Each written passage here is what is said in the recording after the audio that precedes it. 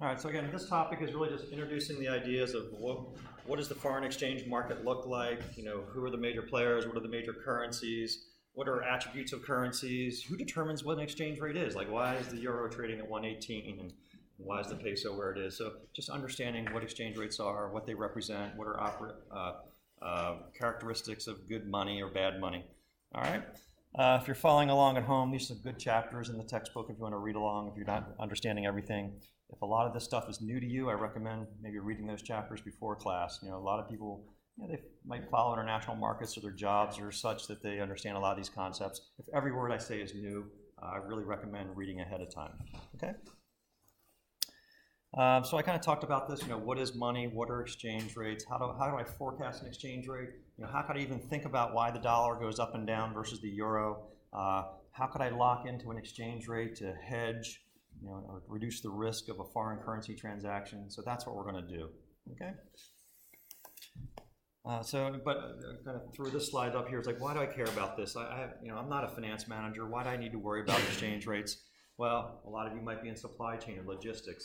All right, so any of your transaction or costs that are based in another currency, whether you're producing the good in China and have to pay the workers in RMB, or the shipping company is charging in another currency other than the dollar, you need to understand, how changes in the exchange rates affect your cost of business.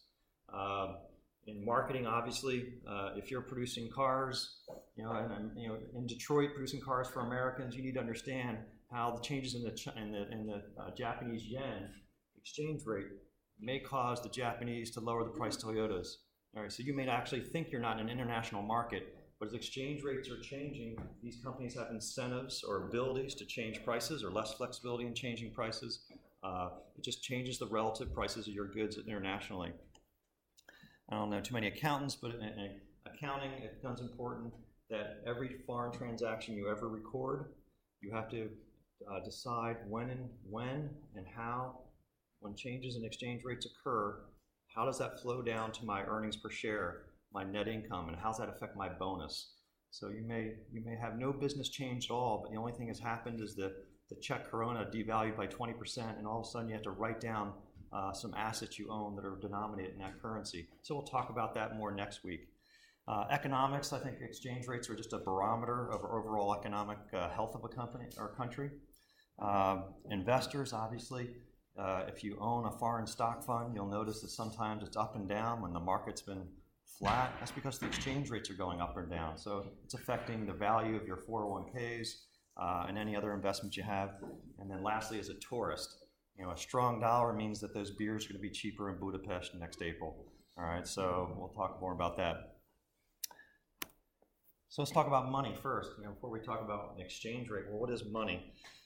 Well, you all have a notion of what money is, right? It's a medium of exchange. In other words, it'd be really hard, it's impossible for me to do my job, right? I couldn't sell units of education in exchange for lattes, right? I'm not going to give a lecture on demand at my barista on 76 today. So currencies are quite useful. I give them dollars, they give me lattes, and the workers, they get dollars in exchange for the labor. So it's just a medium of exchange. That's the main function of money. The other function of money is a store of value, right? As I'm not using the money, it's sitting in my wallet or sitting in my bank account, and that money, hopefully, it maintains its value. So those are two main functions of money. Exchange, so we're not all doing this crazy barter system, all right? And also just a store of value. All right, one of the first currencies widely used was salt.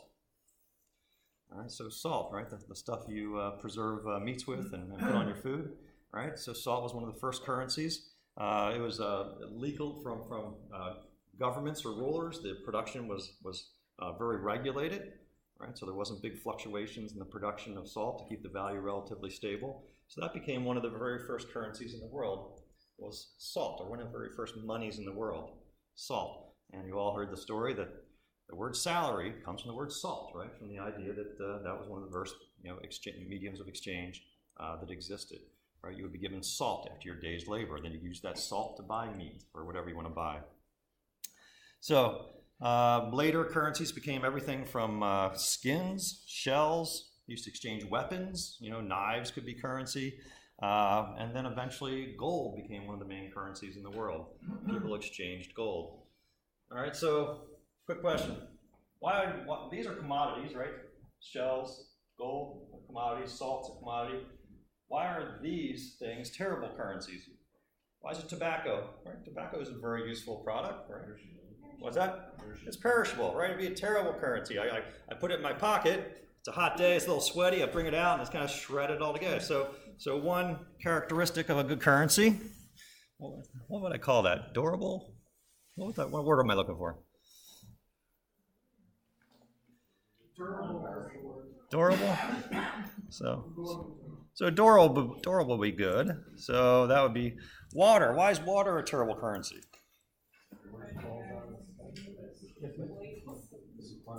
What? Too much of it? So what's the characteristic of money that we want that water doesn't have? Limited supply, exactly.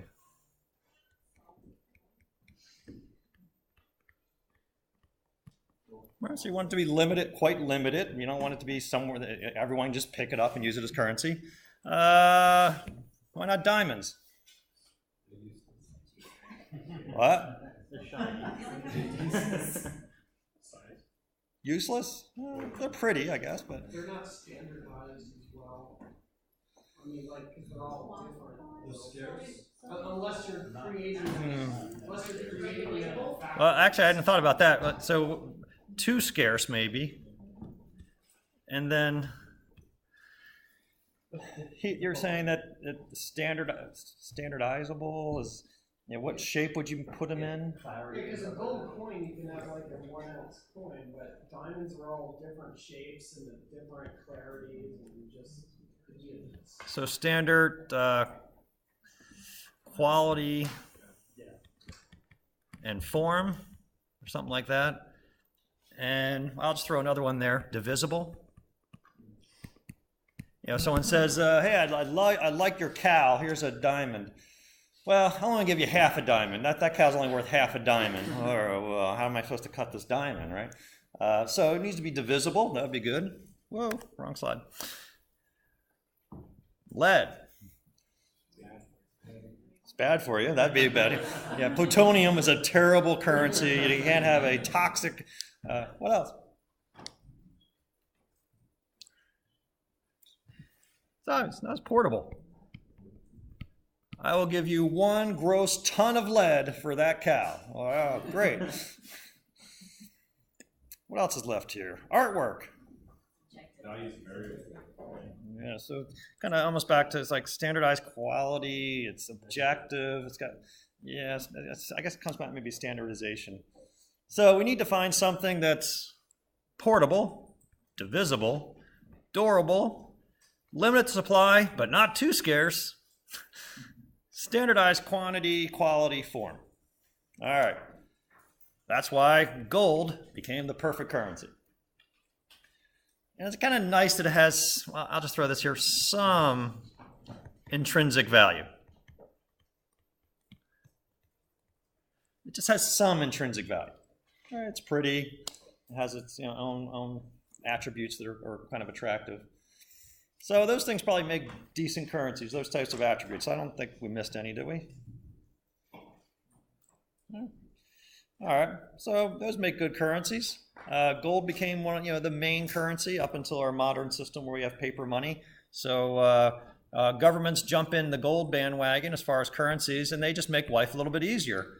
Instead of us handing around just kind of pieces of gold, it'd be relatively easy. We just kind of stamp it and get standardized measures of it, and someone can ensure the quality of it. So government started minting gold.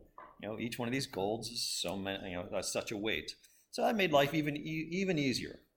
All right, I can kind of trust that this level of gold has this weight and this quality. Then, world gets a little more developed. We need something a little bit better than gold, right? I have a lot of big purchases. I don't want to purchase my new, building with gold. So paper money arises, kind of fit that need. Originally, that's being issued by both banks and governments, but it was a very, very safe system. What that piece of money basically said is, this piece of paper is exchangeable for 1 ounce of gold, or whatever it was. And then you could just trade that paper, use that as a medium of exchange, right?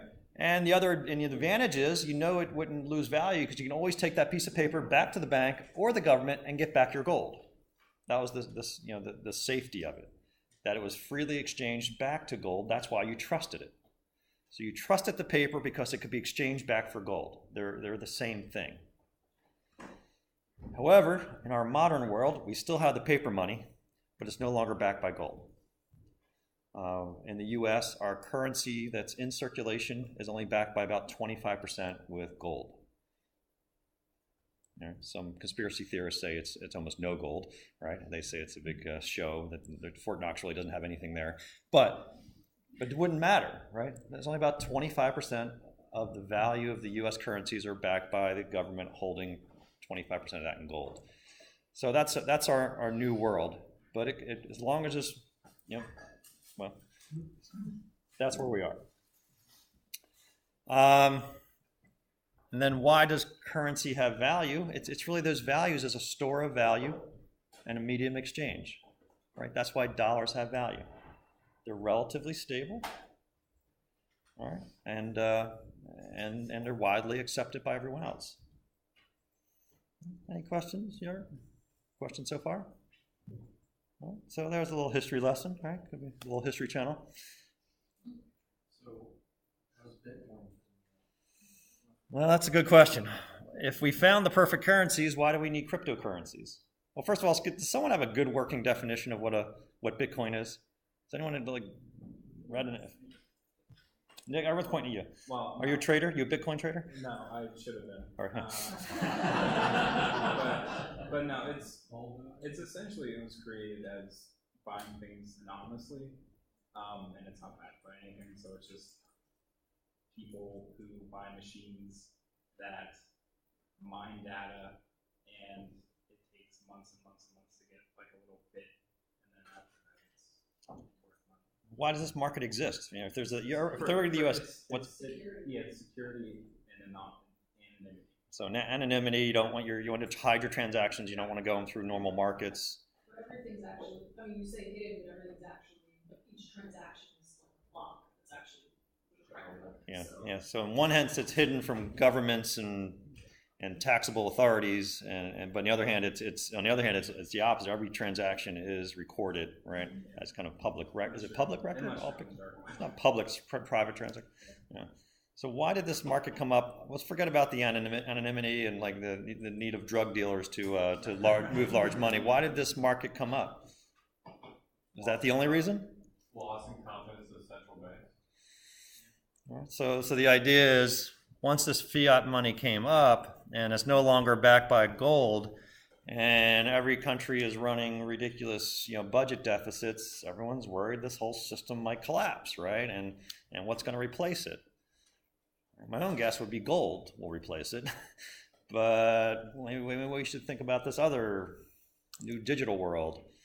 And so I think it is the story. It's a little bit of hiding transactions, a little bit also of making cheaper transactions to avoid like Visa fees and that kind of stuff, right? So part of it's trying to save money by having this system almost replaces Visa, our credit card business.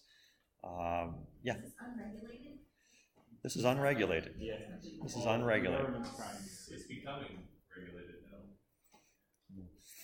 So that's where money is. We don't know what's going to happen, but I think it's all elements of those. I think it's trying to reduce transaction costs by cutting out these banks and others that kind of take a slice of every transaction. It's trying to maybe hide some transactions. It's also the ability that the shared ledgers have some nice properties that it captures that. Yeah.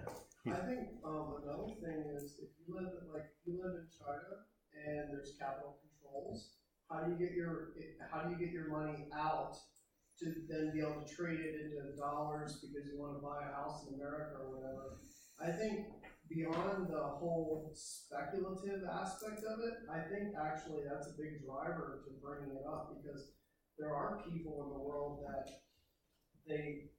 for a legitimate reason, they want to get their money out of their currency, and they don't have a So that's a great point, Heath.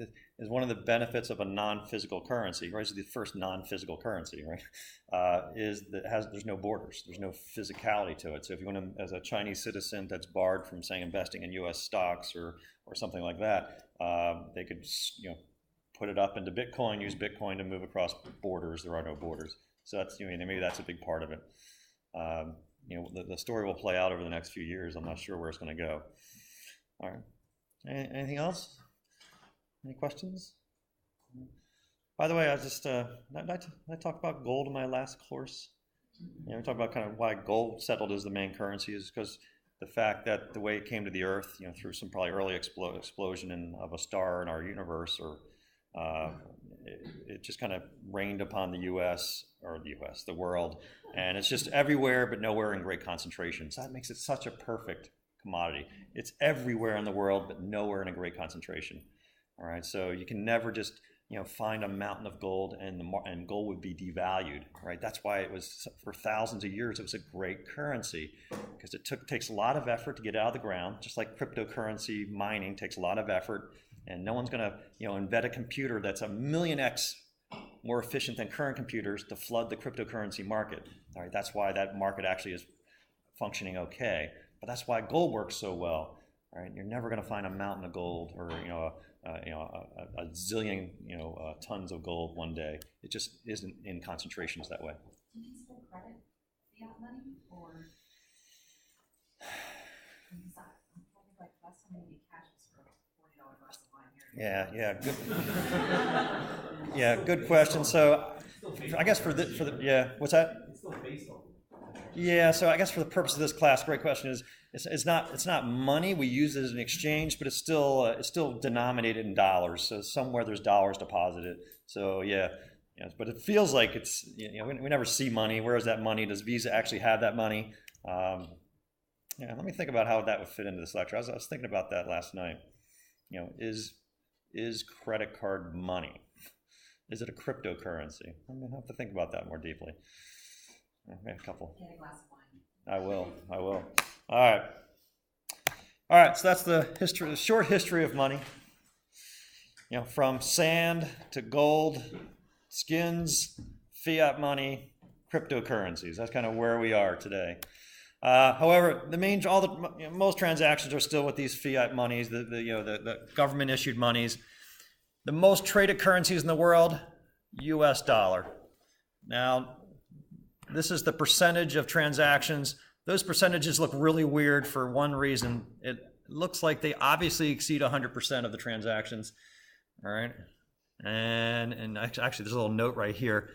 Those numbers actually add up to 200%, because when you trade, say, dollars for euros, it's two transactions. When you buy euros, you're selling dollars. So 87% of the total transactions. It's really half of that. 43% of the total transactions are in dollars. But every time you buy one currency, you sell another. But bottom line, dollars number one, followed by the euro, the yen, the pound, and then everyone else. All right, dollar still number one. So those are your major currencies in the world. The dollar, the euro, the two major currencies. The Chinese yuan starting to come on, the Australian dollar, Swedish dollar, Swiss, the British pound, there's the Australian dollar. Those are your main currencies. By the way, a lot of times in the class I'll refer to currencies using 3 characters. These are called the 3-character SWIFT codes that they use in international transactions. So sometimes I'll slip into my finance speak and talk about the USD, the EUR, the JPY, the GBP. So those are the 3-character codes that allow financial transactions all over the world to take place, and everyone knows what's going on. All right, so again, your major currencies, the USD is the dollar, EUR is the euro, JPY is the yen, GBP, Australian dollar, Swiss franc. This is the only one you can't sound out because it's a French word, CHF. I forgot what it stands for, but it's the Swiss franc. The Canadian dollar, the Swedish krona, the New Zealand dollar, and South Korean won, and so on. All right, so exchanging. Once you have a world in which you have multiple exchange currencies, right? Now you have dollars and euros and Chinese yuan. Well, once in a while, you don't use them just to buy goods, you use those to buy other currencies. So that creates this problem. You actually have to have one currency priced in another currency. What is the dollar price of a euro? What is the euro price of a pound? What is the pound price of a yen? All right, so we call those exchange rates, the price to exchange one currency for another. Every exchange rate you ever see are one of two types, either direct or indirect. Direct, and this is from a perspective of an American. All right, I'm the ugly American. I'm going to be a U.S.-centric view here. From the perspective of an American, only 4 currencies are ever quoted directly. In other words, the dollar price of them. All right, that's going to be well, I'm going to get to that later, but it's the euro, the pound. All right, so it's the euros quoted in dollars, the British pound, the Aussie dollar is quoted in dollars, and the New Zealand dollar is quoted in dollars. You know, the direct price quoted in dollars for that commodity or currency. All right, only 4 currencies are quoted generally in dollars. All the other ones are quoted in indirect terms. In other words, the Japanese yen price of $1, the Canadian dollar price of $1. All right, that makes things a little confusing for this entire course. Are we using direct or are we using indirect? All right, because in the end, it's going to determine whether you multiply or divide 2 numbers. All right. Why do you have to? Yeah, I mean, at the end of the day, you just have to multiply or... You're right. So as long as you know what you're looking at, and you can just do a mathematical equation to figure out multiplication and division, we're going to get to that. You're right. But actually it becomes, when I just, I find when I look up exchange rates or just try to find an exchange rate or look for a forward exchange rate to hedge a transaction, I need to know what I'm looking at. So I just need to know what the rest of the world, how the rest of the world is communicating the exchange rate. But you're right, in the end, it's a mathematical equation, and I can figure out whether I need to divide or multiply. Another handout? No? Pardon me? The New Zealand dollar. Yeah, the NZD, New Zealand dollar. So all the other currencies in the world, actually I lost track how many there are, 60, 70, 80 currencies in the world, they're all going to be quoted indirect for an American. All right? Which really confuses me is this little part here. In this world, this is the normal world, right? When we go shopping at Giant or Walmart or wherever we go, everything's quoted in direct terms for an American, right? That's the dollar price of milk. That's the dollar price of eggs. That's the dollar price of beer, right? It's direct quote. So when I see the price of a euro, go from $1.18 to $1.20, it makes sense. Oh, the euro's just got 2% or 3%, whatever, or 1.5% more expensive, right? This indirect world, imagine going through giant food stores and some goods are quoted in dollar terms, like, milk is quoted at, I'm terrible at this, like I don't know prices of anything, but is like $3 the price of a milk? 4? Okay, I don't know. Okay, so $4 is the price of my. My wife makes fun of me. Like I'll go shopping and she's like, "Well, what'd you pay for that?" Like, I don't know. I never looked at a price. so milk is $4 a gallon.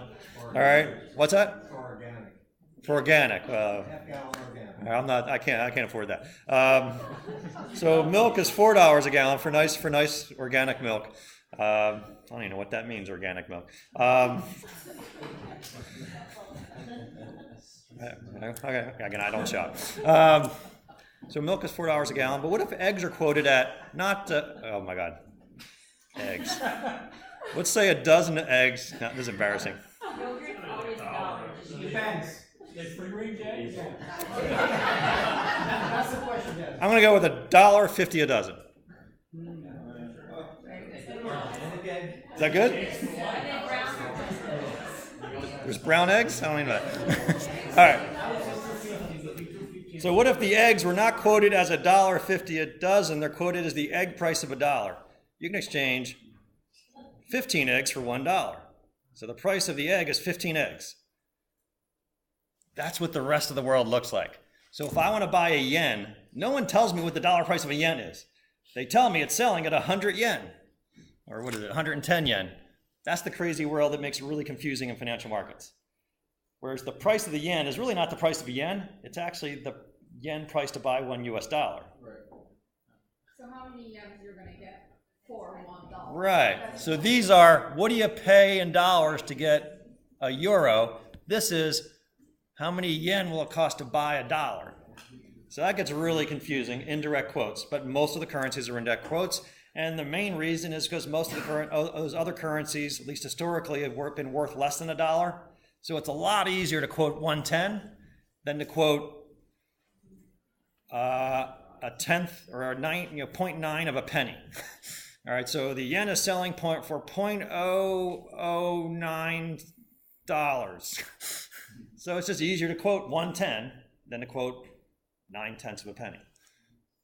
All right, that's the crazy world we live in. All right. And the yen and the yuan look the same, right? The symbol. Yes, they look identical to me, but maybe there's some nuances. But yeah, the yuan and yen. That's why everyone uses the codes. All right, so the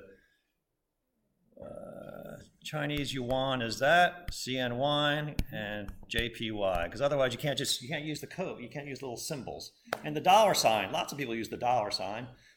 So every currency has to have that 3-character code so we know what we're talking about. All right. It's great stuff, isn't it? Thank you for the affirmation. All right. So fun currencies are like the euro. Euro is kind of a really weird currency. First time maybe in the history of the world that a bunch of sovereign nations get together and issue one common currency. That's a weird concept. All right. So the euro share, or the Eurozone members all share the euro. By the way, do you know the difference between the Eurozone and the EU, right? So Eurozone members are just the EU members that share the dollar. All right. So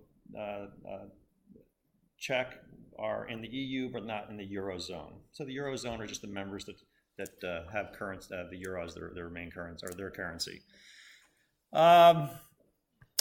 So if I want to communicate the price of a euro, quote it in dollars, I have to kind of smush together a couple of 3-character codes. And when I see EUR and USD, oh, you must be giving me an exchange rate of dollars and euros. We'll tell you what the order means later. And by the way, just in case you're interested, again, the Czech and the Hungarian currencies are not part of the Eurozone, and they're going to be a pain in the butt to exchange because it's 22 Czech koruna for $1 and 281 Hungarian forint for $1. So beers are going to be really expensive, superficially in Budapest. All right. Because it's going to be probably about 1,000 forint or something like that at a nice restaurant. All right.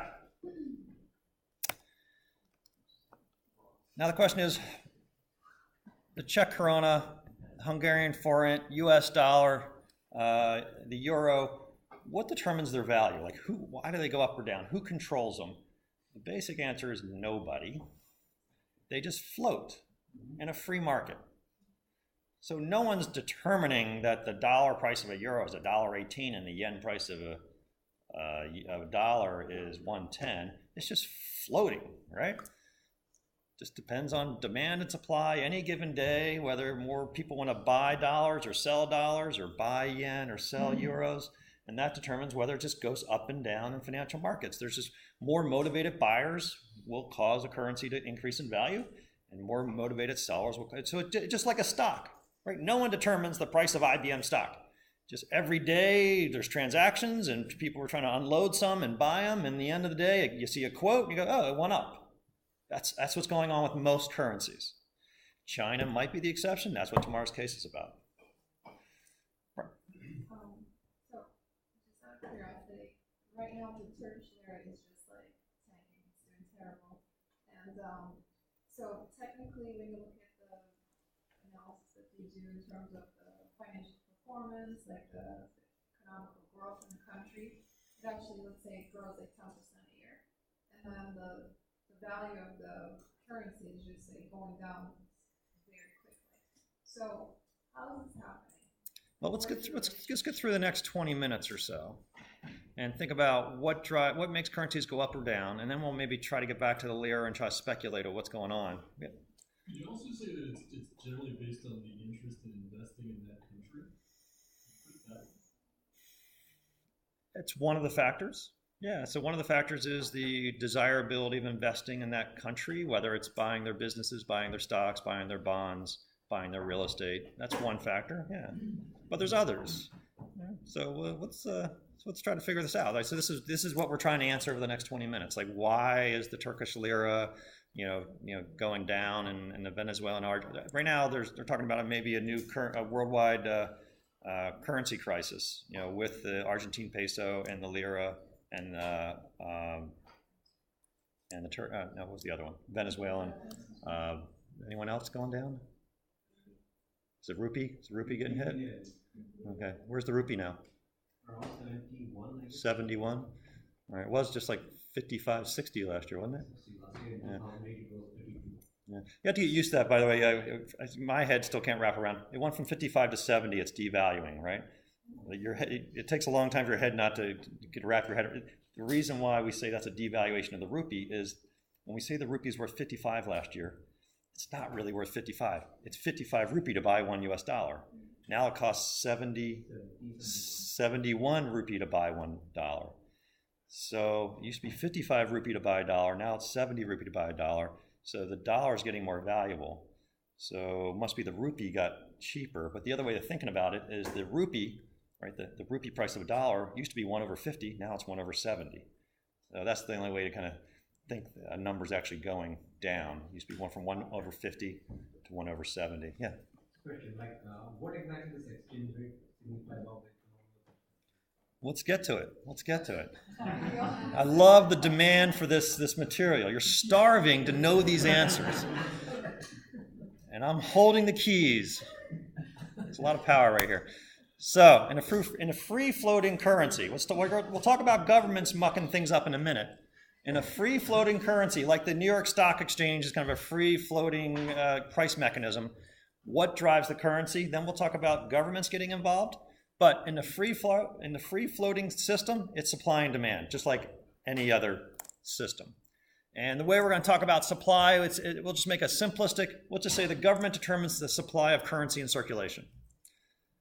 All right, so that's an easy way to think about it. So if the government starts printing more, that's going to what?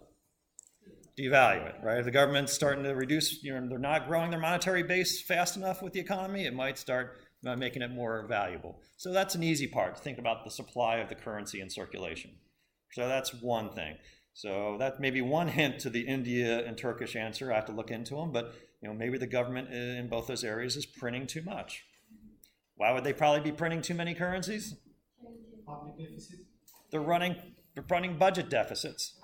All right, so if I was running a budget deficit in my house and I couldn't make my bill payments, but people accepted pieces of paper with my face on it, I would just start printing them, right? I'd go right to my printer and start printing more of them. So to the extent that governments use the printing press to solve their budgetary problems, they're going to devalue their currency. All right. So that's some of the actions on the supply side. That's usually not where all the action or much of the action is, because that's very slow what governments do. They don't, usually, especially the US dollar and the euro, there's very structured methods of printing money. Yeah. I have a question. Isn't printing the currency to help with inflation?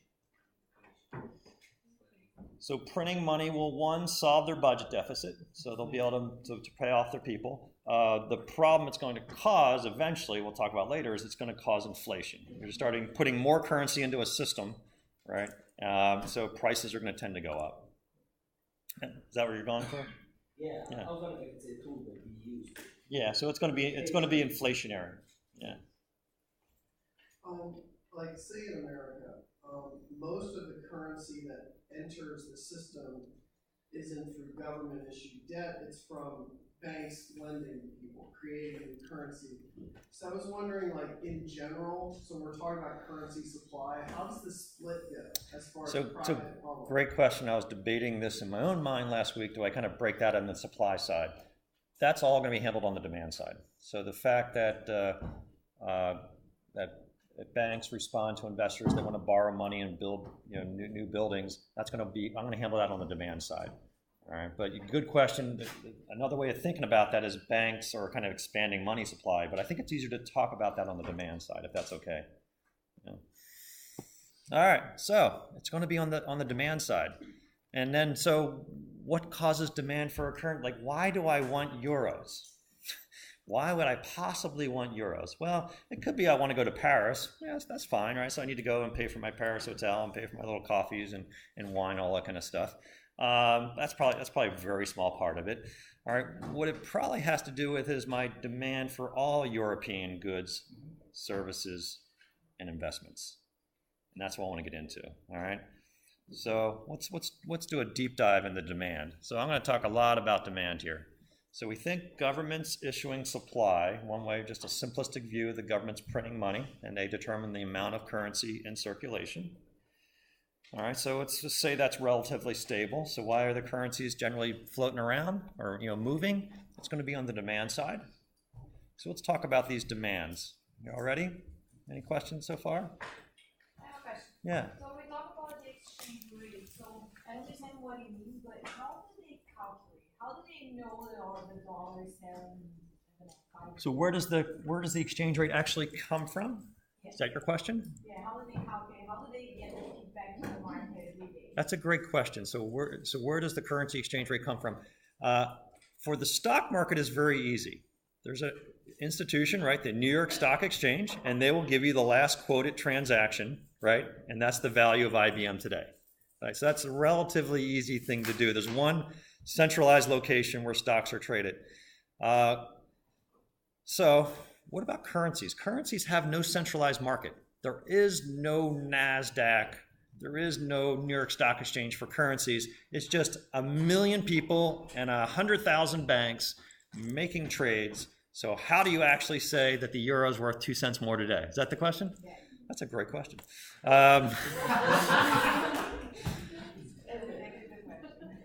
I never thought about that carefully. I've used systems like Reuters and Bloomberg, which are systems which banks use to get data, record transactions, publish bid and ask spreads from different banks.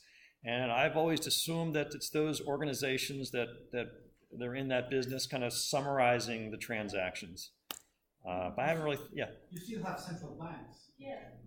They have central banks. You have central banks, but they may not be active in an exchange market any given day, right? They print money and put it into circulation, but they may not, be on a given day buying and selling. They don't have a teller window, right? Don't they have a reserve for gold in exchange for that amount of money that they have? Yeah, they have reserves, and sometimes they'll buy and sell currencies out of the reserves. Yeah, but you're right. But they don't really have. There's not. They don't transactions of BMW and U.S. Steel make a transaction. It doesn't go through a central bank. It's just really their banks getting together and making a transaction or a trade or a promise.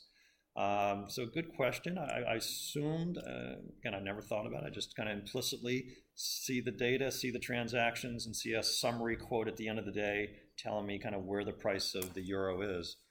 But it's a good understanding, though. There is no centralized location for currencies. They trade everywhere around the globe with everybody. And sometimes it's just bank to bank, financial institution to financial institution, company to company, and it's not going through an exchange. Right? It's also 24 hours a day.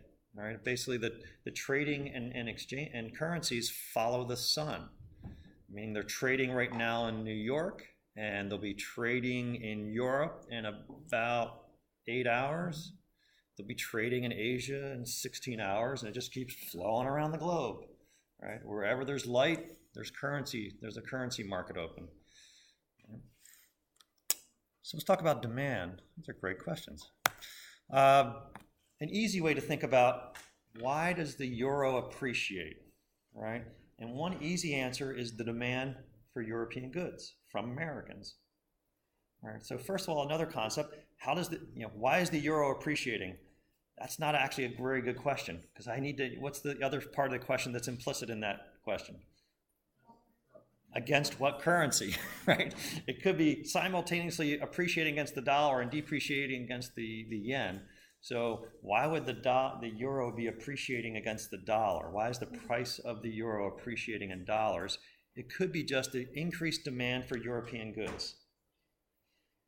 All right, so say BMW has this hot new car, all right, and Americans seem to love it. Well, that hot new car is going to create demand for euros. And that's going to tend to appreciate The euro. Now that's really weird because when I bought my last BMW, I didn't give anyone euros, right? I went to State College, well, a DC dealer, and handed them a big bucket of money and or my credit card, whatever I did, and they gave me the car. All right, but we have to think about the transaction. All right, I give that dealership X amount of money for that car. All right, what do they do with it?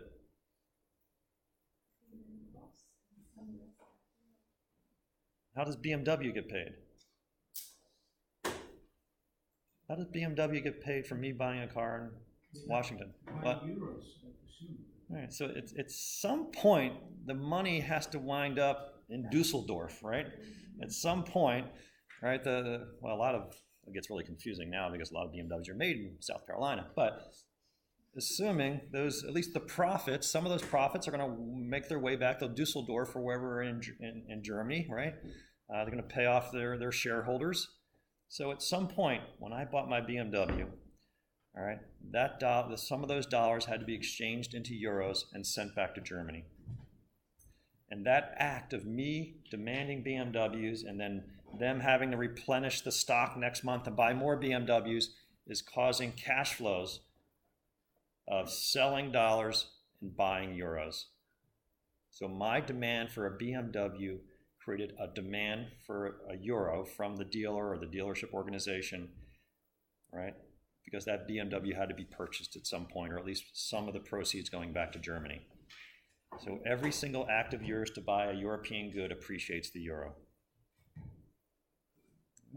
Now the easiest one is when I fly, when I fly to Paris, right? I fly to Paris, I have to, pay for my hotel, right? That's really easy. I have to. My credit card company immediately has to, sell dollars and buy euros and pay the hotel. Right? Or I have to go to, or I did it physically. I might have done it physically at the airport. I never do this, but I might have actually gone to the airport and actually given them dollars. They give me euros. I use the euros to buy a hotel room. Right? That is creating demand for the euro. The euro is going to appreciate. So to the extent that a country has desirable exports, their currencies will tend to appreciate.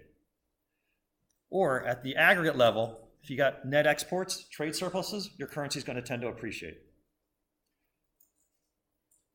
That's why there's a lot of pressure for the Japanese yuan to appreciate. All the flow to buy Chinese goods. All right, you okay with that one? All right. So in some sense, it's a good thing to have a currency appreciating. It's just a way of thinking that we have good products. People want our stuff. Therefore, they have to buy our currency to buy our stuff. Yeah. So you just mentioned the case of the Japanese, which is easy to identify because you have just one country. How does it work in the case of the euro, where you have this mass of countries sharing the same currency? What works specifically? I mean, in this case, you have exports from one country, from Germany. Right. So it's a very small part. Right. Yeah. So yeah, it's a very large currency, and so just because I wanted a German good that happens to have to return euros to BMW, it tends to appreciate the euro. But I think from a European standpoint, they'd say the same thing. I want to buy a car that's produced in South Carolina.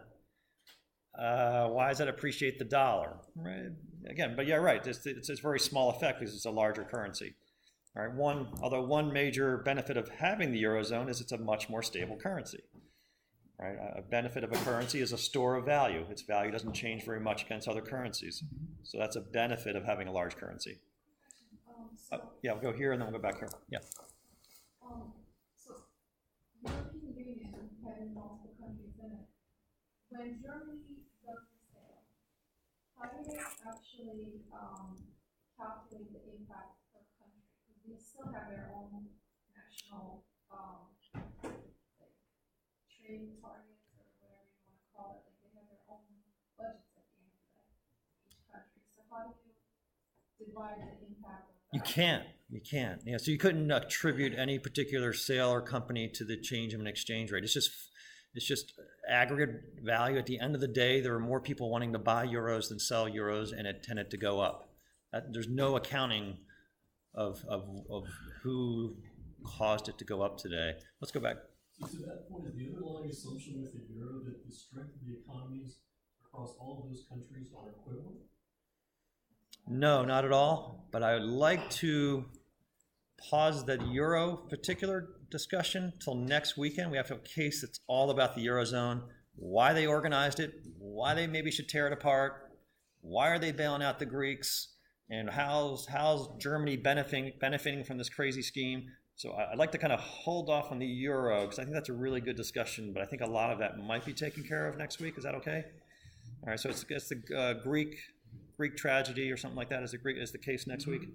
All right, so I think that's where we take that one head on, and we'll also talk like why, what is the advantage of the Czechs and the Hungarians staying out of that Eurozone? Was that a smart move? We'll talk more about that too. All right. Okay. So take away from the slide here. If you have positive net exports, your currency is going to tend to appreciate because people on average demand more of your currency than you want from the other country. So if the Eurozone is having a trade surplus with the Americans, their currency will tend to appreciate against the dollar, holding all other factors constant. All right. So, and generally, a strong currency just means you have good stuff. And just looking at this year, you have valuable exports. That doesn't mean like where you store your profits, where you keep your profits. Yeah, I don't want to. Yeah, so that's a good question. Especially with the lower U.S. corporate tax rates, how that affected. It's a really hard question because I don't know if the currencies are actually physically in those nations. It's just an account set up in those nations, so I don't know if the flows actually matter. That's the first thing I thought of when we were reducing tax rates in the U.S. That maybe flows would come back and appreciate the dollar. But after talking to a lot of people, like nothing's moving. It's just designated in different areas, so it maybe couldn't have been used to pay a dividend, but it never was sitting over in Europe. That's my impression. I don't know anyone else got any direct knowledge. No. Yeah, sure. Related to this idea of kind of goods have a big effect on exchange rates are some things called commodity currencies. All right, now this isn't like the salt we just talked about. There are certain countries that really specialize in the export of some particular goods, like Russian oil and Canadian oil and Chilean copper. And what you find is, since that's their major export, a lot of times that currency trades with the price of the export. So, for example, a major export of Russia is oil. So, and oil has a relatively inelastic demand. Remember that from Crocker? What's that mean? Yeah, your quantity will not change based on the price. Right? I'm still going to drive to Philly, and I still have to buy gas.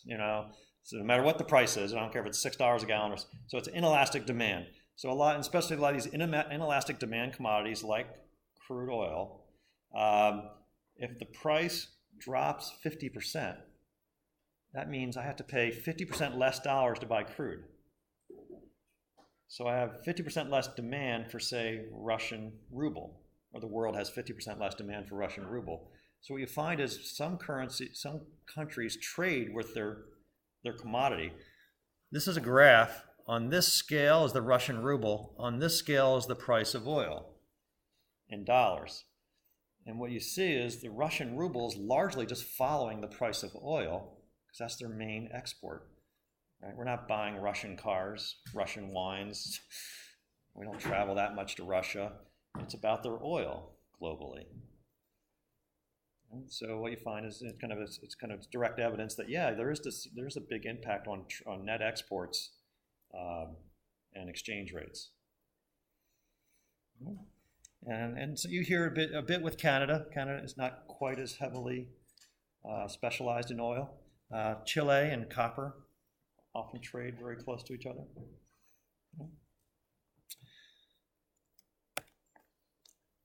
And another one related to this is inflation. So when we talk about the price of a good, well, the change in the price of a good is roughly defined as inflation. So what we find is if we like a country's goods at a given price, we tend to buy them and appreciate the currency. But if their price of the goods go up, say there's a 20% increase in the price of French wines, we might pull back our purchase of French wines. So that's one way of thinking about inflation's bad. Like if a country has inflation, I'm going to tend to desire less of their goods. All right. So for that reason alone, inflation's going to tend to be devaluing to a currency. And another flip side of that is if a function of a currency is a store of value, and you're holding onto a currency, but that currency buys less and less of the goods of that country, that's a less valuable thing to have. Right? I don't want to be sitting on Venezuelan currency as it's devaluing 100%, 80%. Another way to think about it, as an investor, I don't want to be sitting in euros just as euro buys less and less goods. It becomes less valuable. So inflation tends to devalue a currency. If you have attractive exports, it's going to appreciate it. But if your price levels are going up, there's going to be less demand. Another really easy way to think about it is if the euro appreciates 30% this year, less people will wind up going to Europe the following year.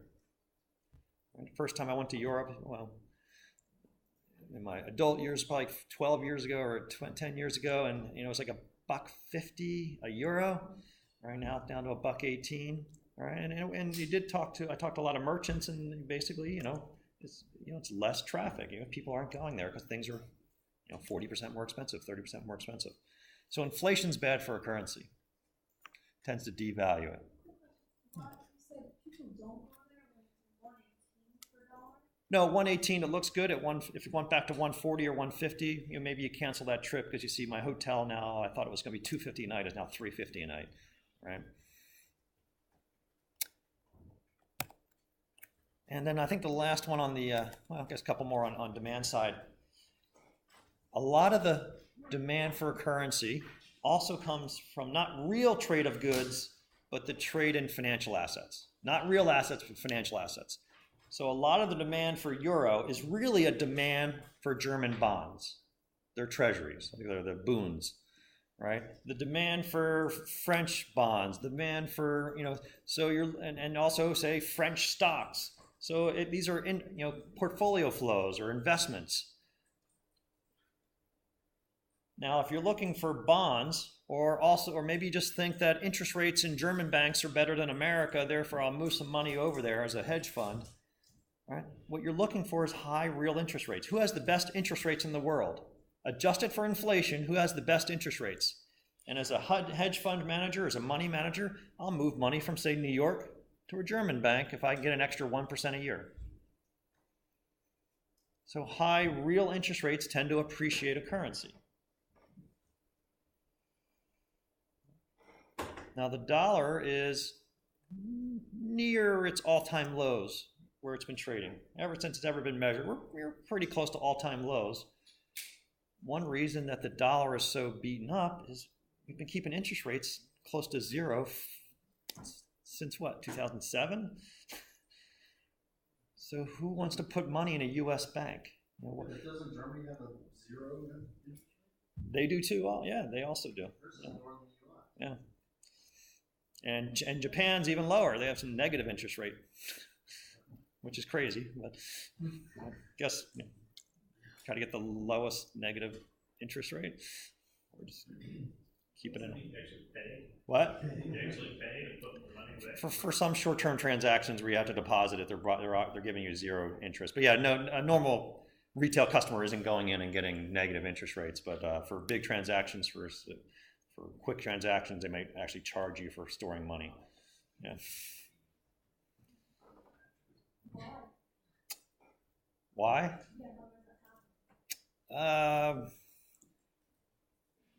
Could be a lot of reasons. One reason is you might be trying to get your economy going. So you feel like having next to zero interest rates will cause consumers to borrow more money and buy new cars and homes, and maybe firms will borrow more money and invest in property, plant, and equipment. So you're trying to keep interest rates low, the basic kind of monetary stimulus. Low interest rates will try to get your economy going so people get back to work. So that's part of the Japanese story. It also could be manipulating your currency. I want a low currency because I know if I have I want a low interest rate because if I have a low interest rate, my currency will go down. And if I have a devalued currency, the Toyotas look cheaper to Americans. So I think there's a little bit of those two stories in that way.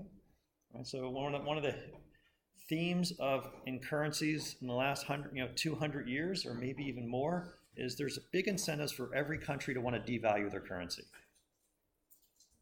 Right? Because if your currency is getting cheaper, your goods are getting cheaper. So the Japanese have been in this kind of stagnant economy for the last 20 years or so. So they want to keep low interest rates. The U.S. is just addicted to low interest rates too. And that tends to decrease their currency, which then makes your goods a little more attractive. But there's other ways to try to devalue the currency, but that's part of it is keeping interest rates low. Does that help? All right. Anything else? All right, there's a lot going on here.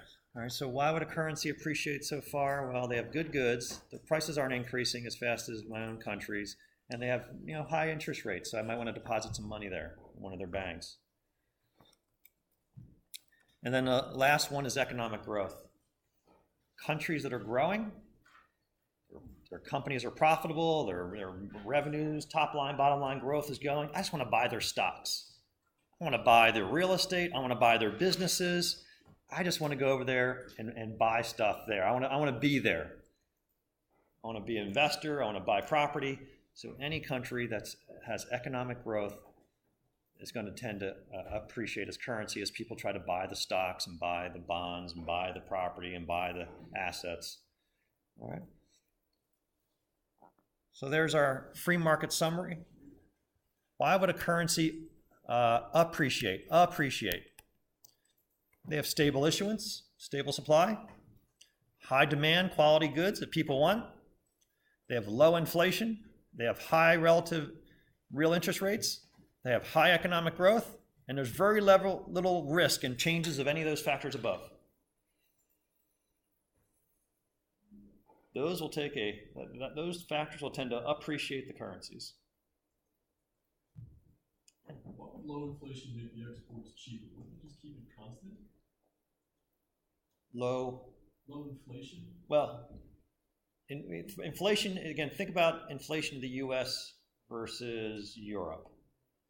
If European prices are going up 2% faster than the US, they have higher inflation. It's always comparatively. That means their good prices are going up 2%. The price of a Ford versus a BMW is just going up. So it's becoming a little less attractive.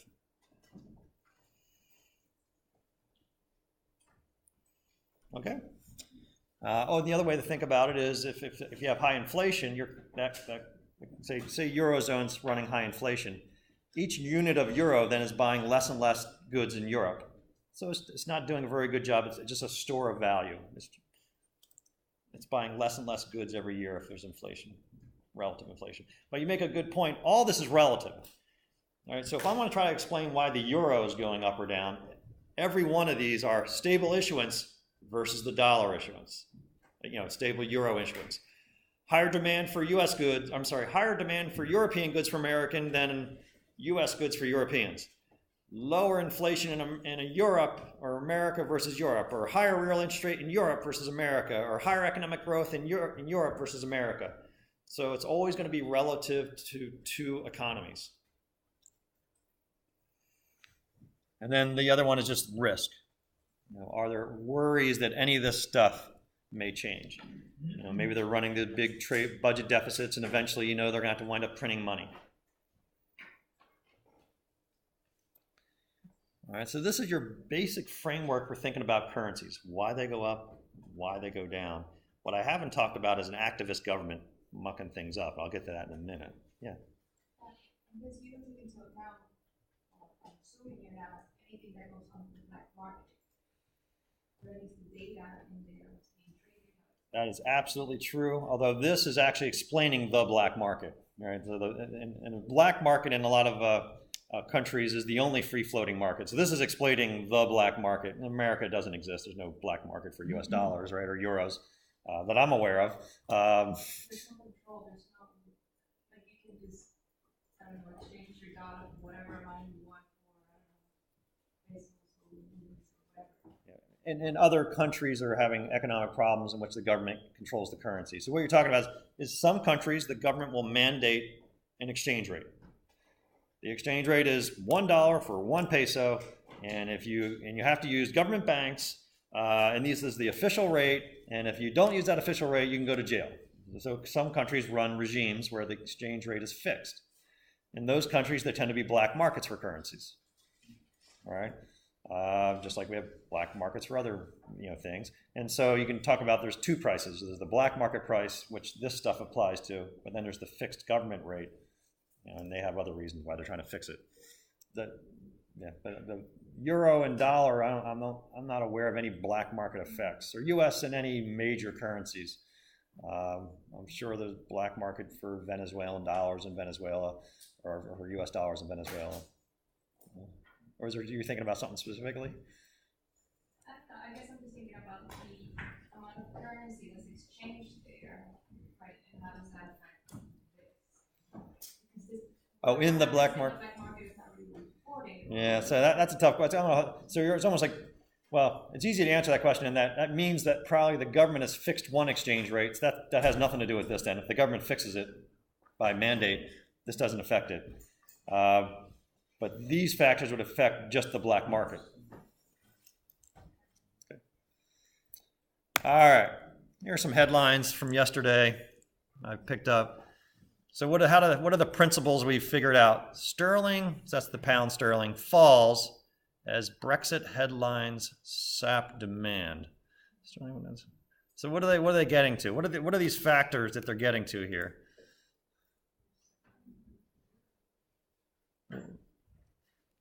What does that have to do with these factors?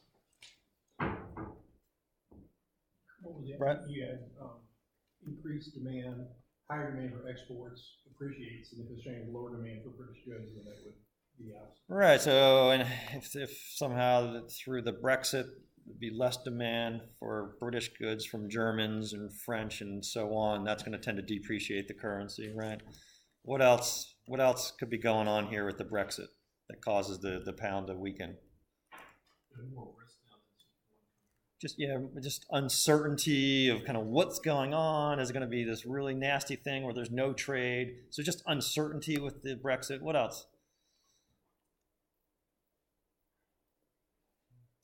I think I'd argue that economic growth, a lot of people are saying that, the Brexit could cause a major recession, so there's risk that the economic growth is going to be lower. So all those things tend to devalue the British pound against the euro. Make sense? Turkish lira crisis. Turkey facing turmoil as inflation rockets to 15%. Well, I think that relates to the inflation bullet, I guess. So people are seeing inflation, and the Turkish lira is devaluing. Dollar rises as economy grows against turbulent backdrop. It's the economic growth. And no matter what's going on in the U.S., the economy's doing pretty well. Stocks are going up. Inflation's relatively tame right now. GDP is growing, and unemployment's low. Economy's doing well, and the dollar's doing okay. But there's risk, right? There's risk there, but it's holding up.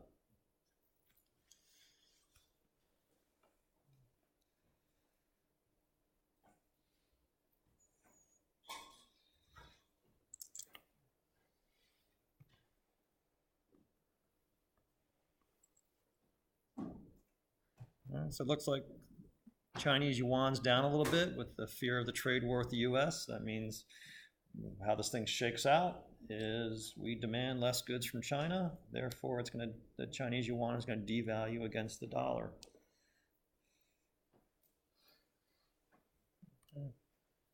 Ruble weaker, Russian ruble weaker on strong dollar, and sanctions risk.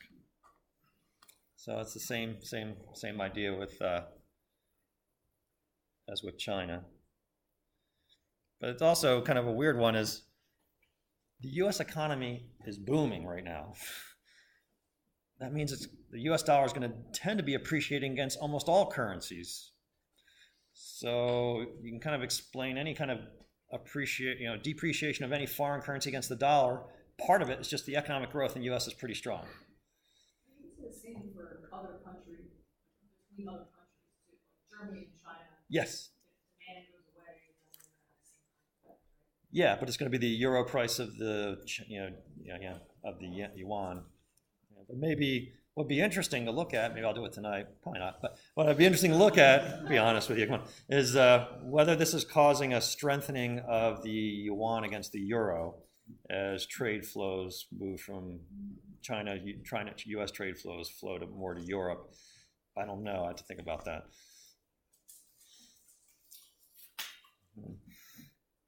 There's always weird ones. Always try to understand when was the Japanese tsunami and the nuclear plant? When was that? Was it 2011?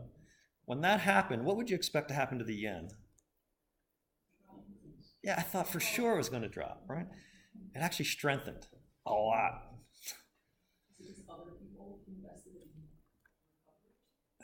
It might be part of it. What I read is, all these Japanese companies making money all over the world, are looking at possible huge losses, and specifically the insurance companies looking at huge losses. So a lot of the Japanese companies, and particularly the insurance companies, started moving all their overseas cash back home, getting ready for the coming depression.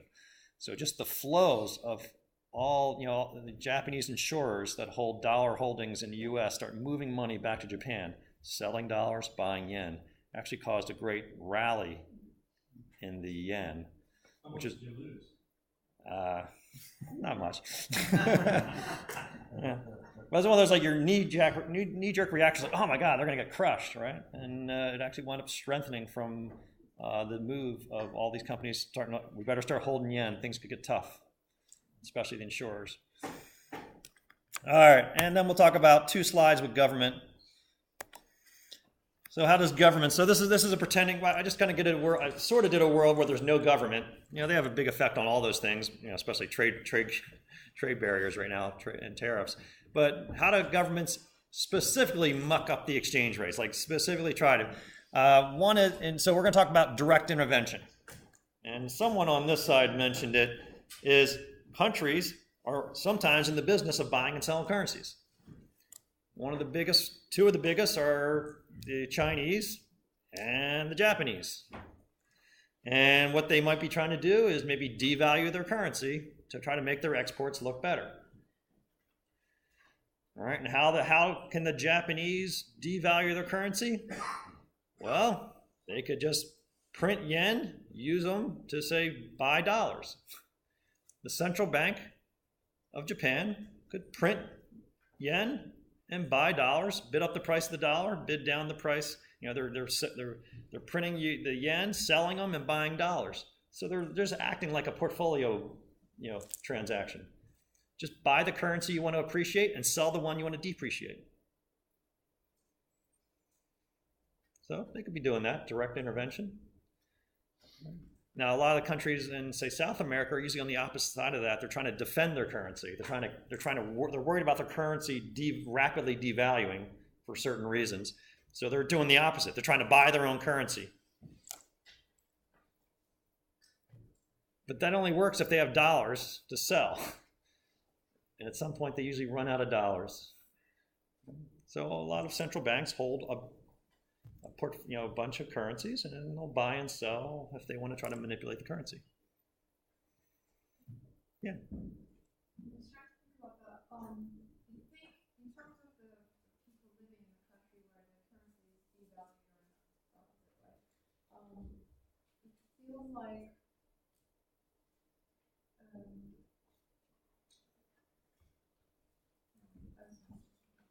Hold it. All right, we'll hold it for later. I'll hold it. All right. I'm thinking about Turkish lira right Yeah. I'll try to look into that. what I was thinking, sorry, if you don't have a lot of manufacturing in the country and you don't source most of the needs for the people living in the country, I think that's when, if your currency is devalued and you import a bunch of things, that's when you basically crush the entire economy and make life very difficult for people. Right. I was going to get to this slide in a minute here. We're going to call it currency crisis. So what is a currency crisis? It usually involves a rapid devaluation of a currency, and it's usually in a smaller country with not quite as developed as the major developed countries. So why is such a devaluation a crisis. Like usually when we talk about devaluation, it's good, right? Right? Devalue your currency, sell more cars to the rest of the world, things are a little bit better. But what's so bad about a rapid devaluation is the basic answer is inflation. If your currency is massively devalued, but you rely on imports, like kind of you rely on importing machinery, high tech, pharma, fuel, all those things become more expensive to you. Meaning I'm gonna have to pay more, 10 times more Turkish lira to buy my imported fuel from Russia or my tech from Germany, my cars from wherever. So it's going to wind up being deflation or inflationary to the economy as the imported goods become more expensive, and also the imports that go into the, intermediate inputs. You buy steel, turn it into a car, and then sell a car. Well, steel is more expensive because the Turkish lira is devalued. Eventually, the price of cars in Turkey have to go up, and then you wind up in this death spiral. Right? We already said inflation is bad for a currency, but what I said is a devaluing currency causes inflation. Inflation causes devalued currency, which then causes inflation, and then you wind up in these situations which are really hard to break.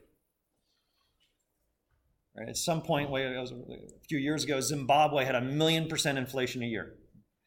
All right, I was doing the calculations based on their inflation in 1 year. Prices were doubling every day.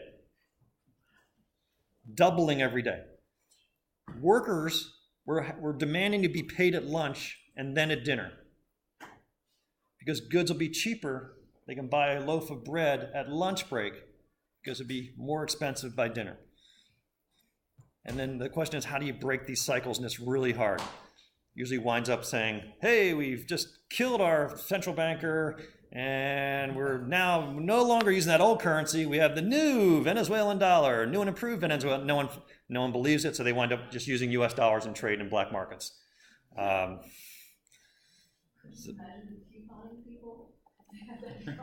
coupon industry's got to be killed. I've never thought about the couponing industry again.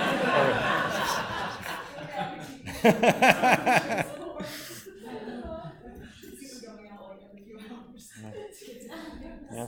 But you also see structurally how inflation's really hard to break, because once everyone realizes prices are doubling every day, stores just wind up doubling prices every day. And then you have an employment contract, well, I want my wages to double every day. And it's so hard to say, all right, on this date, all the old currency, we're going to throw it out, start a new currency, and by regulation, no one can raise prices more than 3%. See if that works, and if not, they'll do it again 3 months later. Inflation's really, really bad. It's really hard to stop. Didn't Zimbabwe just stop doing currency and they went to pure dollars? Oh yeah, they're a dollar currency. They may still have it. They're bringing back their currency. Yeah, they're trying to. Yeah, new president. Yeah, they're trying to. But that kind of gets back to kind of the idea of why does currency have value? Well, you lose faith in it, and they're printing too much of it. So we'll just use the dollar, or a cryptocurrency, or the euro. All right. I'm just looking up because I read something the other day about, I want to make sure it's Venezuela, the situation that they're in. I don't know if anyone's reading about that, but I saw the snippet in the news. I mean, how realistic is it to try to turn around something once it's so... That's why we have been very spoiled in our lifetimes that inflation has not been a big deal. Since about 80, 81 it started to get a little ugly, but then it got tamed. Hyperinflation is one of the scariest things that can happen. Then the whole economy is so fixated on hyperinflation about changing prices, and then people start, once prices are doubling every day, that means probably bank interest rates have to be almost 100% a day. And then so all the investor class, all they do is they wind up moving their money to different banks 3 times a day because this bank is offering 120% interest, and just it's really bad to break that cycle of inflation. They're over 1,000,000%. 1 million, yeah. That's prices doubling every day. Yeah, divide by 365, and that's your price change a day. And that's one fear that a lot of doomsdayers in the world. But one policy we've had in the U.S. for the last 10 years is budget deficits that don't seem to have any end, and even the trade barriers and trade tariffs are going to cause inflation. We could wind up in a highly inflationary economy. A lot of investors, I'm worried about this because I'm getting to age, another 10 or 20 years I retire. One of the biggest destroyers of wealth is inflation, and who it hurts most are the class that just finished working, right? Yeah.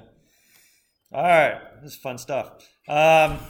So they could directly buy and sell currencies. That's how governments can muck with it, but they can also indirectly. They can just lower interest rates to devalue the currency. Also, governments could have just a different type of exchange rate system. They could have a fixed rate or pegged rate system. So a lot of South American countries will peg their exchange rate to the dollar and say it's going to be worth 4 peso per dollar. That's our exchange rate policy. How do they do it? Well, they could do both of these, or they can just mandate it. You go to jail if you don't use the official rates. So when you do that, do you have to back it with something else like gold? Not necessarily. I mean, you just make it up. It's full faith. It's like, I promise I won't print more than 3% more currency a year. I swear. Really. And you have to keep swearing until the day where you're like, okay, all that other currency, forget about that one. We're going to start again. We just hired this new economist, and he's going to run, or she's going to run the economy even better. That's why it's hard. And once you lose faith in a country, that's why I was talking to a friend of mine just moving back to Ecuador. They're still on the dollar because their government still isn't trusted with issuing their own currency. Which is also a dollarized country. Some countries, the governments have lost all full faith in faith in their ability to manage the economy, not print too much money, and they become dollarized nations. Ecuador is one, Venezuela is probably another, Zimbabwe most of the times is a dollarized country, or you can call it euroized. You could just use euros in trade or dollars in trade, and that becomes almost the official currency of the nation. Everything, all transactions are in another currency. Right, so you're in Ecuador, no one speaks English, but everyone's trading dollars with George Washington faces, right? It makes no sense, but it's the only thing that stores value. It's the only thing that stores value. You've basically exported your central banker to Washington. That's what you've done. We can't trust our central banker or our governments, so let's just hope Washington doesn't print too much money, and we're just going to use their money. Yeah? What's the difference between a crawling peg and a managed float? Just a degree. So a peg it's 4 to 1. Managed float is, well, let's try to keep it to 3.9 to 4.1 unless we need to change it. And so it's just a degree of how rigid the float is, or the peg.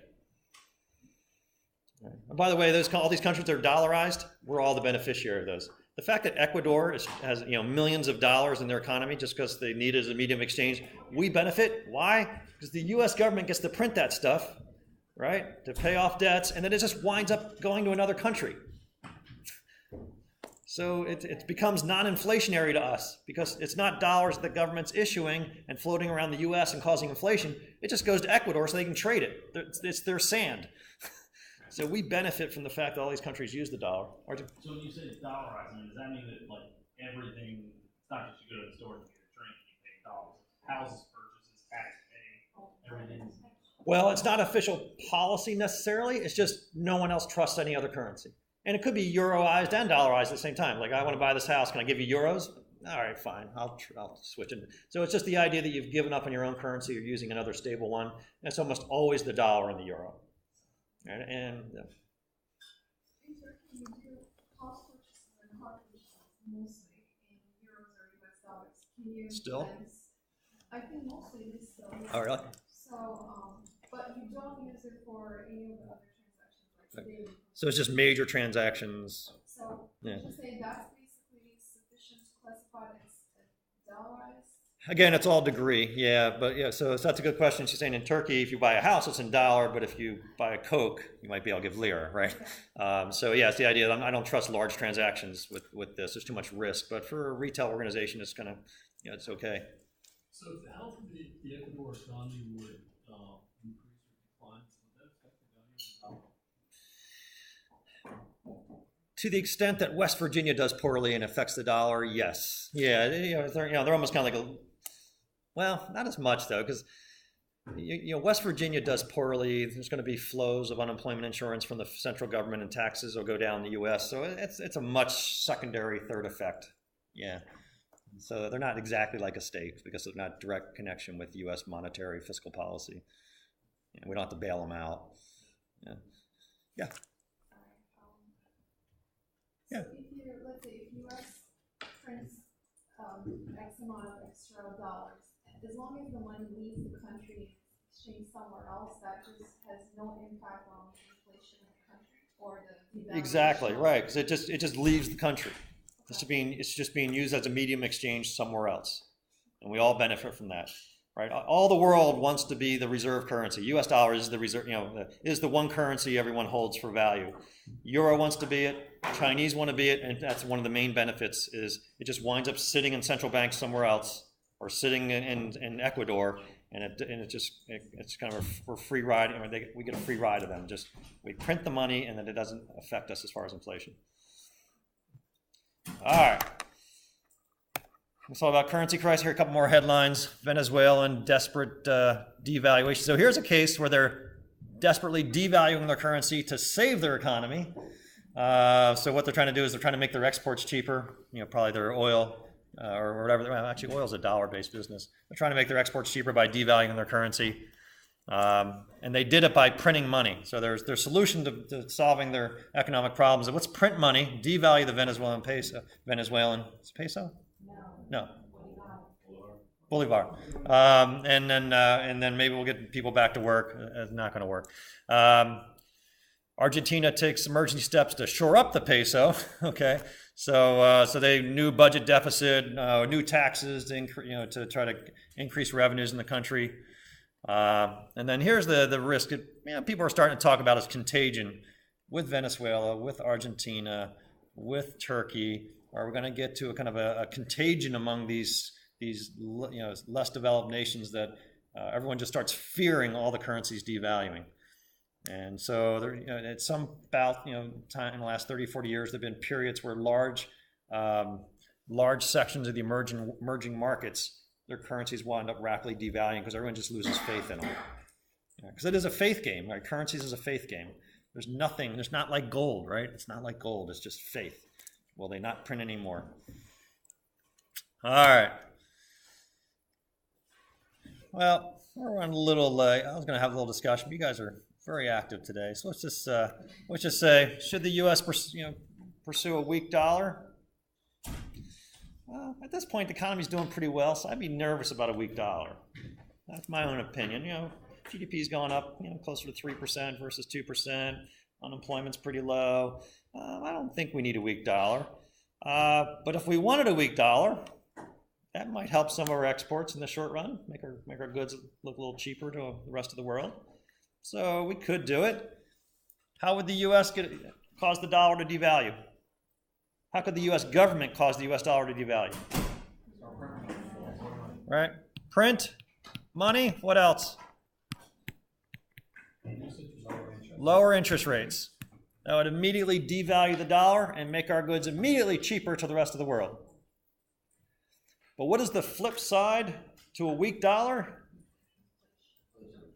Right. All the other currencies, by definition, are now stronger. In other words, the euro's more expensive. So when I buy German components to my car, that's going to increase the cost. When I buy fuel from Mexico or Canada, that's going to cause inflation. So the flip side of a weak dollar is going to eventually be inflation. Might get a short-term burst, get a few people back to work. In the long run, it's probably just going to be inflationary. All right. Got 18 minutes, right? No, we don't. No, we got a little less than that. No, 3:07. Okay, we have time. We can finish this. You guys ready to do this? You gonna do this? Feel bad for Ralph. At least Ralph's awesome. He's coming up second. All right. Here are all the systems of exchange rates in the world. Most currencies are on free float. Most major currencies are free float. That's the dollar and the euro. The Aussie, the Canadian, the Swiss, they're generally free-floating currencies. All that means is market supply and demand cause them to go up or down. No one controls them. Here's the best thing about a free float. You don't need a czar of currencies. It just handles itself, right? You don't need a regulator of the price of IBM. It just floats. Here's another one we haven't talked about. One of the main benefits of a free-floating economy, a free-floating currency, is we call it the self-correcting mechanism of a free-floating currency. Right, obvious. A country's doing poorly in all respects economically. What's going to happen to the currency? Devalue. Currency devalues. What's that do to your exports? Makes them cheaper. So there's a self-correcting mechanism of allowing the currency to float.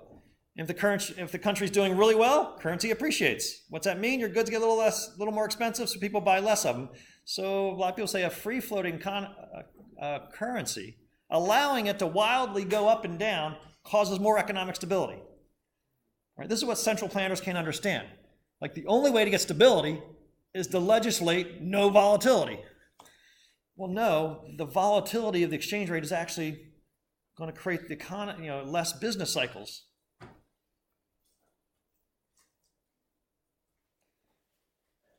And there's less risk of a crisis. Right? And I say less risk of a crisis.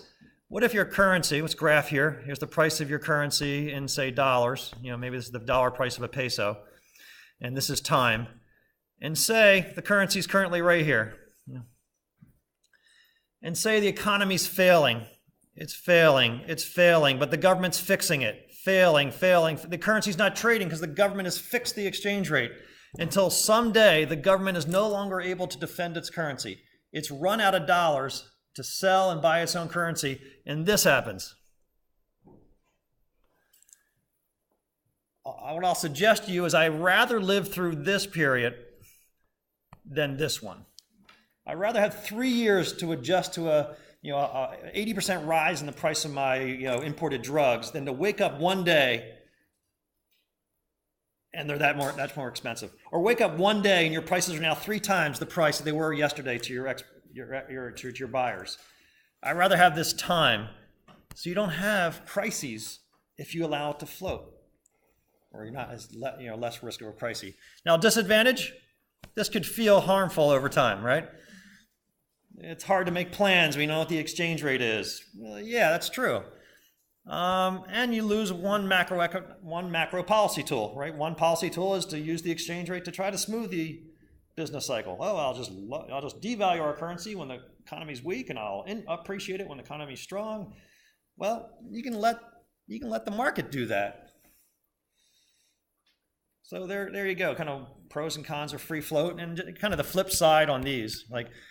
The disadvantage of a free float is the advantage of a fixed rate. There's no volatility until it blows up. Look, we have no volatility. Things are great. Holy crap. New currency. All right. Yeah. When you have an economy like ours, people finance so much of what happens in your purchases.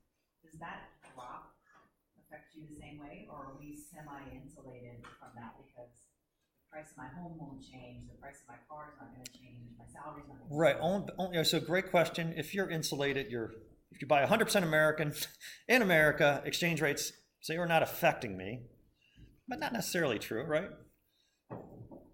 Price of oil, gas, the electronics that go into your car, your transmission was probably imported from Japan or China. So the extent that anything you buy has foreign components, it has an effect on you, but you never see it. Yeah. But you're right to an extent. One of the hardest things I have for this course is I always dream of, 3 years ago, we had like an HR director at a hospital in Philadelphia, right? It's hard to explain to that person why this course means anything to them, right? But they are almost purely insulated as far as their job. That's a tough one. That's a pretty insulated person, an HR director at a Philadelphia hospital, right? They're not competing with Chinese hospitals. To some extent, drug prices will go up or down if it's produced by Bayer in Germany or something like that. But yeah, you're right. To some extent, you are a bit insulated. And then I say a peg is one where a country just says, I will have our currency pegged to the dollar or the euro. So the Danish kroner for a long time was pegged to the euro. The Hong Kong dollar is still pegged to the US dollar. So a lot of countries just peg their currency to a stable one. Now the good side of pegging is if you peg the right way, it could be good for the economy. If you peg the right way, one way to peg, if I go back to this, let me see. Well, I won't go back to that. One way to try to get your currency to not change against another is just match their inflation and interest rates and economic growth. So roughly, if you have the same economic growth, inflation, and interest rates as the US, your currency will not tend to change. So one thing Ecuador would want to do if they launched a new currency is launch it to a point when they think their inflation, interest rates, and economic growth are similar to the US. And then you kind of launch the currency, and as long as that doesn't change, it will be easy to kind of keep that relatively stable. The problem is if you're still pegging 3-to-1, but you're now running negative 5% growth and 25% inflation, but you're still pegging it 3-to-1, that's when you had the crisis. Managed float is when you just kind of go back and forth. Japan does this.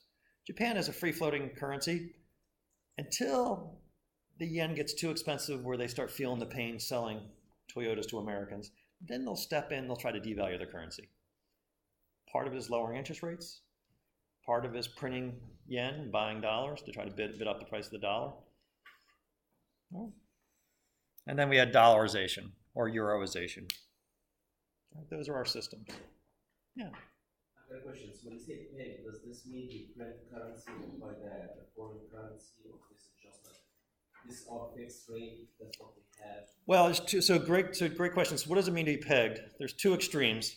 One might be a Chinese model, where there's an official exchange rate, well, say Chinese at least 5 years ago, official exchange rate, and that is the exchange rate, and you're not allowed to use any other exchange rate. It's mandated. That's one model. But the other model is the Danish model, where if you look at, let me see if I can do this. I don't want to bring that up. It might be personal emails. Let me see. Do I have Internet Explorer? Sometimes, like my wife, hey, pick up some milk or something. It's always embarrassing.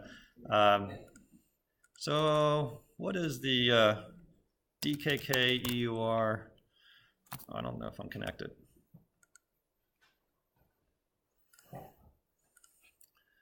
Danish kroner is DKK. But if I graph that, I can see if they're still pegged. Now, the government doesn't mandate an exchange rate. Bing. Oh, this is Bing. Is that where I put search here?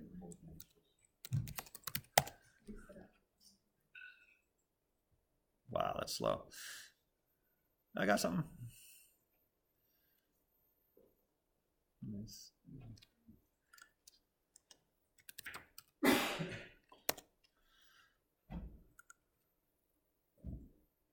Let me see if I can get 10 years. That's a peg to currency. Well, I can't flip it. It's probably like 5-to-1 or something like that, or 7-to-1. You can see periods here where it's very, very stable. And what that is, it's their economies humming pretty much the same as Europe. Basically same growth, same inflation, same interest rates.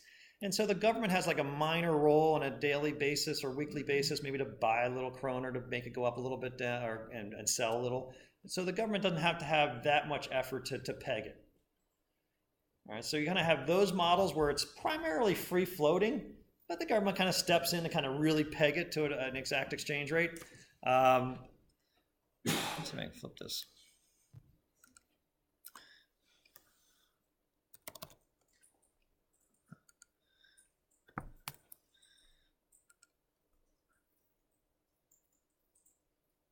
Yeah, it's generally been 7.5-to-1 or 7.22-to-1. So that's that's a pegged exchange rate, but it's more the government doesn't have that much of an active role because their economies are pretty much harmonized, using a European word, harmonized. So, all right, that makes sense? Yeah. Well, don't go there. All right. Back to the show.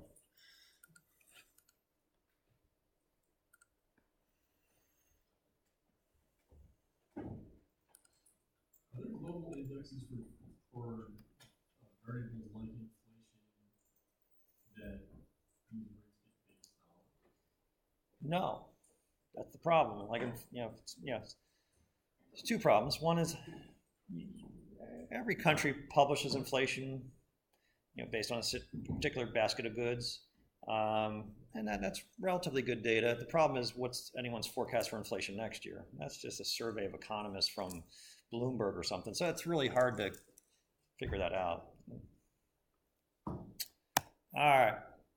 So international monetary system, most of the major currencies are floating. All right. So if you look at the major currencies, the dollar, the CAD, the euro, the pound, South African rand, Australian dollar, rupee, yen, New Zealand dollar, they're all floating. Then you got Chinese, officially called a soft peg, looks like. Russian ruble, some kind of system, I don't understand that much. But so most of the major currencies are floating. All right, so let's talk 5 minutes, I got 10 minutes, about how to forecast an exchange rate. So you have a notion of kind of what drives exchange rates a little bit. In a free market, it's generally anything that's good for an economy is generally good for an exchange rate. It makes it appreciate. High growth, low inflation, high relative interest rates for borrowers, good trade surpluses, like all these things, low inflation, all good for a currency, tend to appreciate it. And then to the extent governments get involved, well, they can affect trade policy, they can track interest rates, but they can also directly manage the exchange rate, direct exchange. They can buy and sell currencies to manipulate the exchange rate. All right, so how can we forecast an exchange rate? All right, how can we guess what the euro is going to be 1 year from now? All right, because maybe we need to figure out, maybe we have a major purchase of a German piece of equipment, and we need to know, well, what's the exchange rate going to be next year? All right, or when I go to Hungary, what's the forint going to be to dollar on the day I get there, so I know how much it's going to cost me to buy a Starbucks latte. To get your cultural immersion in a new country, always go to Starbucks, that's fine. All right, so there's some models to predict exchange rates. There's one that's based on inflation rates. There's one that's based on interest rates. There's one that just says, well, just ask banks what you can trade the currency next year for. It's called a forward rate, and you can use that. There's some other models we're not going to deal with, but I'd say using inflation, using interest rates, using forward interest rates are ways to predict where exchange rates are going. All right, but they're only predicting where they're going. Is it going to devalue or appreciate? There's one other model that's interesting, absolute purchasing power parity. This is a model that tries to explain whether today's exchange rate looks good. Is the Hungarian forint, is it overvalued or undervalued versus the dollar today? This is one model that can predict. This is the only model that can predict that we have here whether the Hungarian forint is undervalued or overvalued today. And here's that model, the absolute purchasing power parity model, PPP. What it says is a price of a good. Well, it starts off with the idea there can't be arbitrage. Right? You've heard arbitrage, right? You couldn't have a good be cheaper in, say, Hungary versus America, because if it was, I'd fly to Hungary, buy it, and bring it back here and sell it. So there can't be arbitrage in prices. Adjusted for exchange rates. Like for an American, I could buy a Big Mac in New York for $5.51. However, in Prague, the cost of a Big Mac is 75 krona. I don't think anyone uses the word krona, but I think they all use crown. You heard that, crown? Krona just means crown, so people all just say crown. So 75 crown. So it costs 75 crown to buy a Big Mac. This is a ridiculous idea. So at 75 crown per Big Mac, all right, and $5.51 per Big Mac. If I just take that ratio, 75 over 550, that's 1361. That's an exchange rate. That's an exchange rate for exchanging Big Macs in Prague versus Big Macs in New York. At that exchange rate, all right, if the exchange rate is $13.61, as an American, it costs me the same to buy a Big Mac in New York, $5.51, versus buying a Big Mac in Prague, because I take 75 divided by $13.61, it costs me $55.51. All right, now you think I'm crazy here, but let's go with this. That is the one exchange rate that makes no arbitrage, in short, no arbitrage in Big Macs. I have no incentive to flying to Prague, buying a Big Mac, flying it back to New York and selling it. There's no incentive. No arbitrage in Big Mac market. The Economist magazine has been publishing the Big Mac index for about, at least 30 years. And what they find is, in general, countries that have cheap Big Macs, adjusted for the exchange rate, their currency tends to appreciate. In other words, the arbitrage in Big Macs tends to go away over time. In fact, the Big Mac index, right, that 13.61, you can think of that as kind of a no arbitrage price of the Czech crown. No arbitrage. That's what it should be. Now, the actual price of the Czech crown is 22. So that tells me the Czech crown is, if I just do percent change formula, that's 38% undervalued according to the price of Big Macs. In other words, Big Macs are 38% cheaper in Prague, than they are in New York. Now, I know what I'm doing my first night. I'm going to get a Big Mac in Prague because it's 38%. It must cost me like $3 to buy a Big Mac in Prague. This is going to be so awesome. I'm really looking forward to that. But that's the idea. They're 38% cheaper. This prediction has shown, this is over time, the Big Mac index, that in 2008, Big Macs were expensive in Prague, but then they went back down. In 2000, Big Macs were cheap in Prague, but the currency went back up. This model this model has been shown to do as good a job as economists in predicting exchange rates.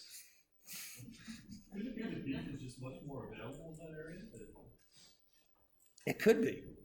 But across multiple currencies in multiple countries, cheap Big Macs tend to mean their currency is going to appreciate.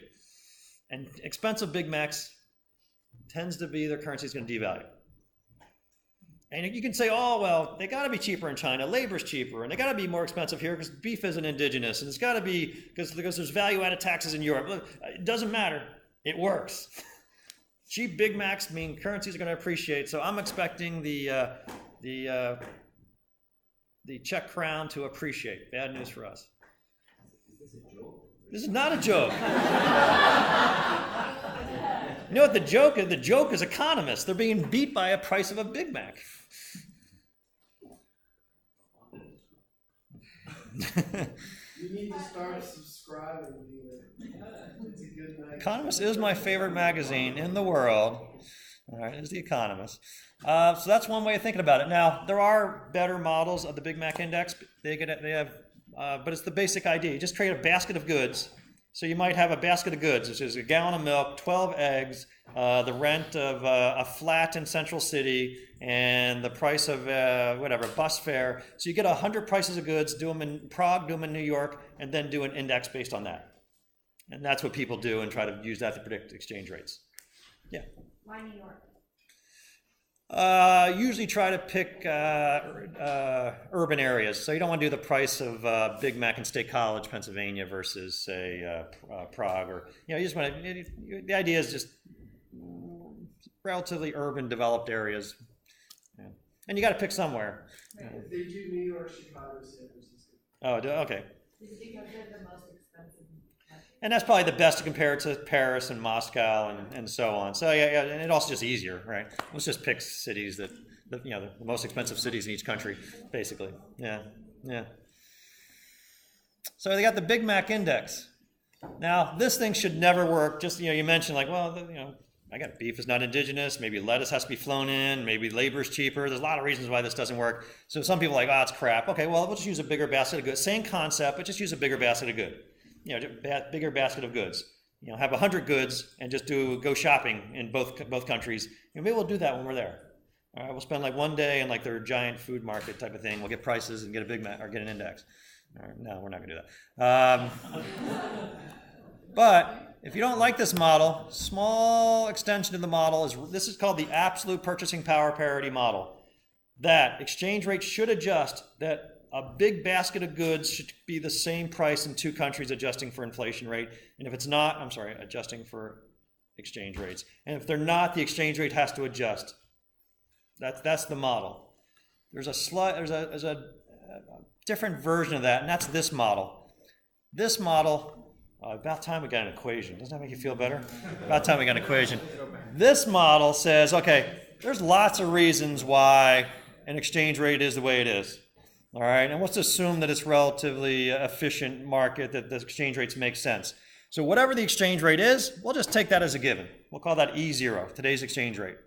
However, if you want to predict what the exchange rate is going to be next year, simple, easy peasy. Next year's exchange rate, say 1 year from now, is today's exchange rate times just a ratio of the inflation rates. Simple model.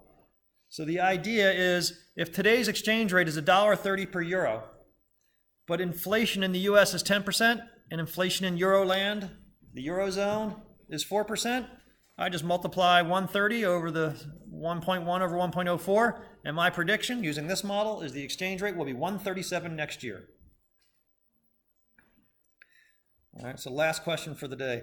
Does this model sync up with our view of what inflation does to an exchange rate? Who has higher inflation, and does it make sense? What currency is devaluing or appreciating there? What currency is gaining value? The euro is going up, right? This is the price of a euro. Who had higher inflation? All right, so euro had less inflation. So this is the model that basically incorporates inflation. And this is an equation. Don't let it scare you. All this really means 10% inflation, 4% inflation. This is roughly saying that the exchange rate goes up by the difference. This is about 6% change. That's all the model is. That exchange rates will simply adjust by the differences in inflation. That's all the model is. And it actually does a decent job in predicting exchange rates. Countries with higher inflation rates tend to devalue by roughly the difference in inflation. Yeah. Last question. So the Fed has a mandate to keep target inflation around 2%, something like that. Stable prices, economic growth. Yeah. So they're raising interest rates to combat. I'm just trying to understand. So how is the dollar versus euro next year, right? So or Germany. Well, this model only looks at inflation forecasts. Okay. That's it. Just holding all other factors constant. Yeah. So that's all this is doing. And if you look at a cross section across time of many currencies, this model does a decent job. But it doesn't incorporate the things that, well, what if the trade war does get ugly, or what if it doesn't do that. It's just one factor. But we'll leave it at that, and I'll pick that up after we do. Maybe I might finish this case in or this topic, maybe the 10 minutes before we start the case tomorrow. Wouldn't that be good? Because I think we've done this in 10 minutes. So we do the case tomorrow, 8 a.m., right? Bright and early. Awesome. All right, so thank you. It's a good start. Great questions. See you tomorrow. See you at dinner. Time flies. Not for you, for me.